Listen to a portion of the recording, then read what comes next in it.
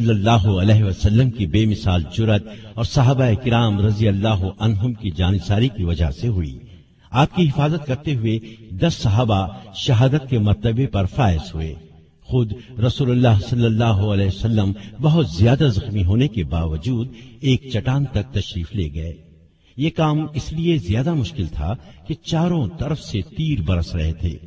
مسلمانوں نے جب نبی صلی اللہ علیہ وسلم کو زندہ سلامت دیکھا تو پلٹ پڑے اور کافروں پر اس قدر شدید حملہ کیا کہ انہیں میدان جنگ سے بھگا دیا۔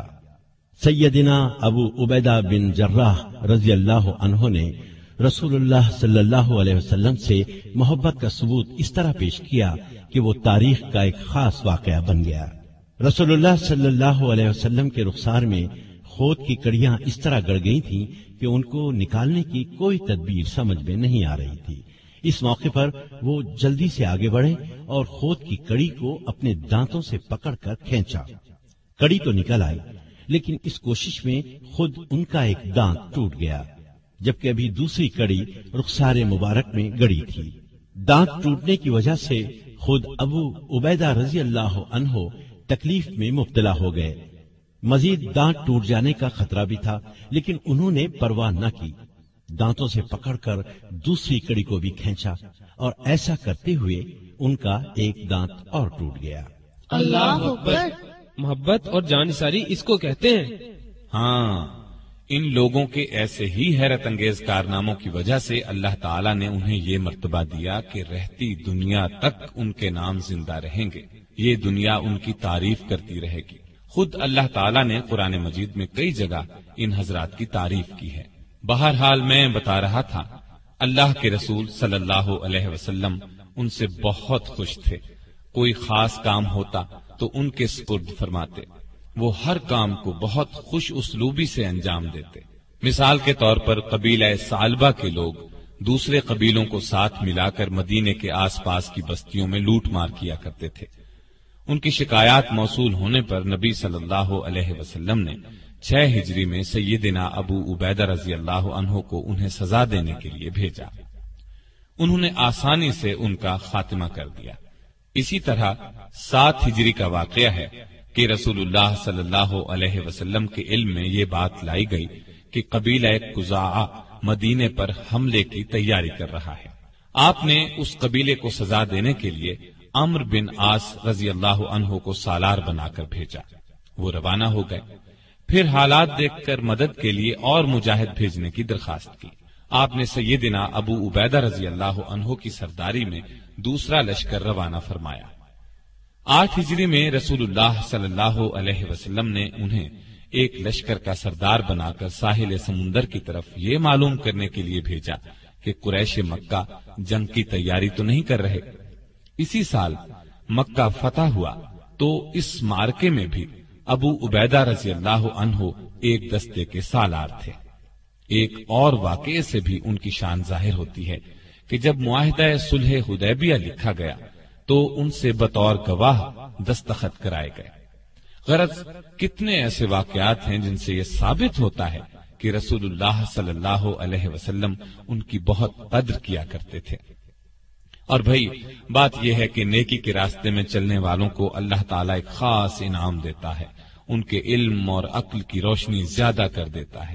جو بات عام لوگ مشکل سے سمجھتے ہیں یا بالکل سمجھ ہی نہیں پاتے، یہ لوگ اس بات کو نہایت آسانی سے سمجھ لیتے ہیں۔ ان میں بالکل ٹھیک فیصلہ کرنے کی قوت پیدا ہو جاتی ہے۔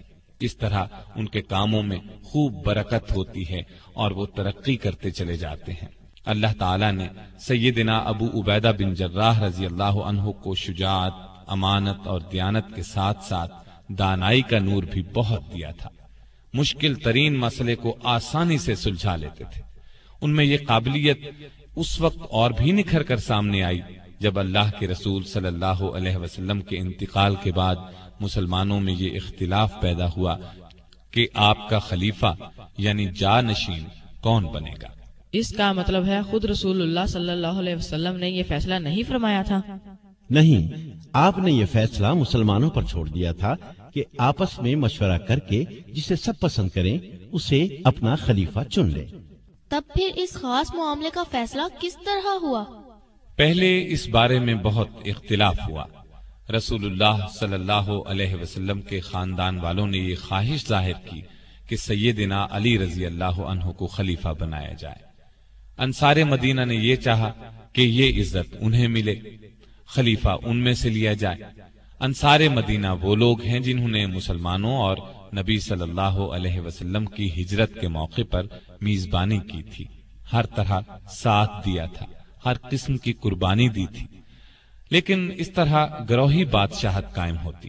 بالکل صحیح طریقہ یہ تھا کہ رسول اللہ صلی اللہ علیہ وسلم کا خلیفہ اس شخص کو چنا جائے جو نیکی اور دانائی میں خاص مقام رکھتا ہو، اور یہی بات سب سے اچھی تھی۔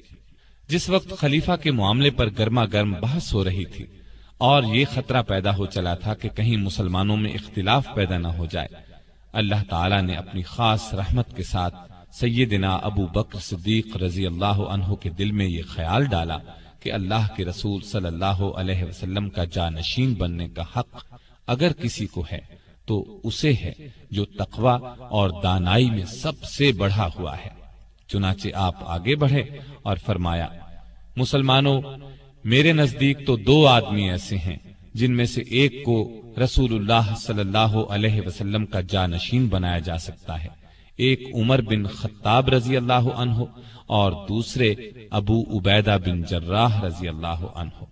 لیکن پھر حضرت عمر رضی اللہ عنہ نے ابو بکر رضی اللہ عنہ کا ہاتھ پکڑ کر ان کے ہاتھ پر بیعت امارت کر لی، اور دوسرے لوگوں نے بھی حضرت عمر کے اس انتخاب کی تائید کی، کیونکہ ایمان و تقوی میں حضرت ابو بکر صدیق سب سے زیادہ ممتاز تھے۔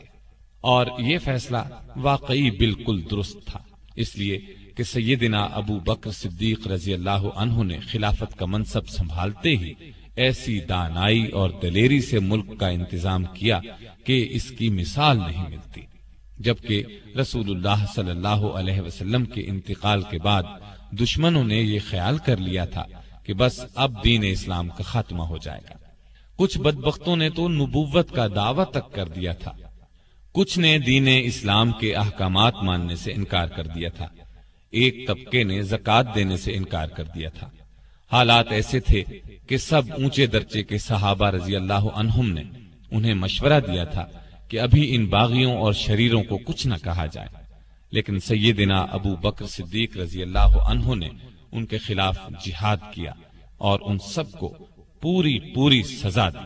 ایک اور بڑا اور اہم کام انہوں نے یہ کیا کہ ایران اور روم کی فوجوں سے جہاد کرنے کے لیے مجاہدین کے لشکر روانہ کیے اور شاندار فتوحات حاصل کی۔ یہ دونوں ملک مدینے پر حملہ کر کے اسلامی سلطنت کو پارا پارا کرنے کی تیاریاں کر رہے تھے۔ اس جہاد میں سیدنا ابو عبیدہ بن جراح نے سپہ سالار کی حیثیت سے شاندار کارنامے انجام دیے۔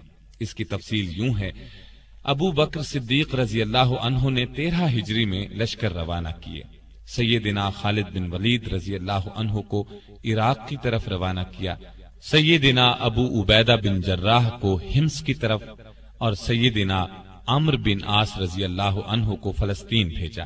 شرحبیل بن حسنہ رضی اللہ عنہ کو اردن جانے کا حکم دیا اور سیدنا یزید بن ابی سفیان رضی اللہ عنہ کو دمشق کی طرف بھیجا۔ کیا میں اس موقع پر ایک سوال پوچھ سکتا ہوں؟ ضرور، یہ تو بہت اچھی بات ہے، پوچھیں۔ ابھی آپ نے ایک نام لیا عمرو بن عاص، یہ جو عمرو ہے بھلا یہ کیسے لکھا جاتا ہے؟ بہت خوب، آپ نے واقعی بہت اچھا سوال پوچھا۔ ہاں، تو یہ جو لفظ ہے اس کے حروف ہیں عین، میم، رے، واو۔ عین پہ زبر، میم پر جزم، جیسے امر، الف میم رے، یعنی جب ہم امر لکھتے ہیں تو واو پڑھنے میں نہیں آتی۔ آپ یوں سمجھ لیں کہ عمر کے آگے اگر واو لگی ہو تو امر پڑھا جائے گا، سمجھ گئے؟ جی ہاں، بہت اچھی طرح۔ دراصل یہ بات میں نے اس لیے پوچھی تھی کہ میں عام طور پر اس نام کو عمرو پڑھتا رہا ہوں۔ ہاں، یہ غلط ہے۔ بات ہو رہی تھی کہ سیدنا یزید بن ابی سفیان رضی اللہ عنہ کو دمشق جانے کے لیے کہا۔ یہ لشکر اس لیے بھیجے گئے کہ رومی اور ایرانی سلطنتیں مسلمانوں پر حملہ آور ہونے کی تیاریاں کر رہی تھی۔ اسلام